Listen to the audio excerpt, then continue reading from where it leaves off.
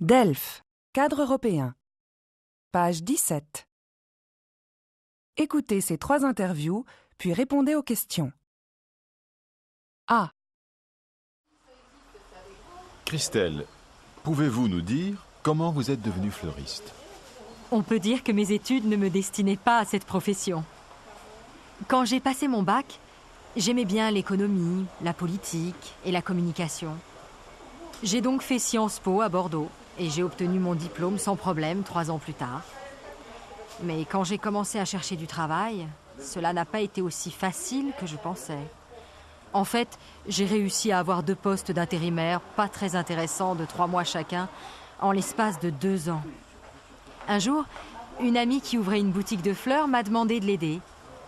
Et là, je me suis rendu compte que j'adorais le contact avec la clientèle.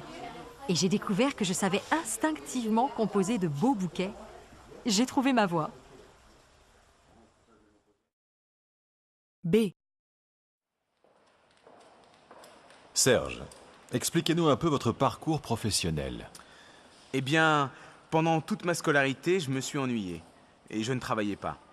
Une seule chose m'intéressait, la musique. Je jouais des percussions dans un petit groupe de copains. À 16 ans, j'ai arrêté mes études à cause d'un grave problème de santé. J'ai alors suivi des cours par correspondance, mais j'étais tellement démotivé que j'ai arrêté la 2e année. Mais à l'hôpital, où j'ai fait plusieurs séjours, j'ai rencontré le directeur d'un centre pour handicapés, passionné de musique, comme moi.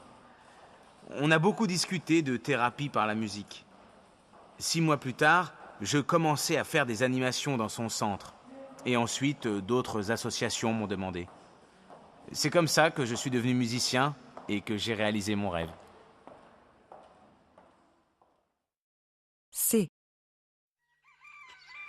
Katia, quelle est votre profession? Je suis vétérinaire, mais vétérinaire à la campagne. C'est un peu différent du vétérinaire à la ville.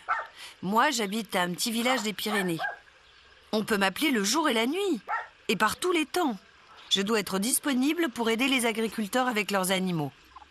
Ça demande beaucoup d'énergie et même de force physique, mais j'adore ça.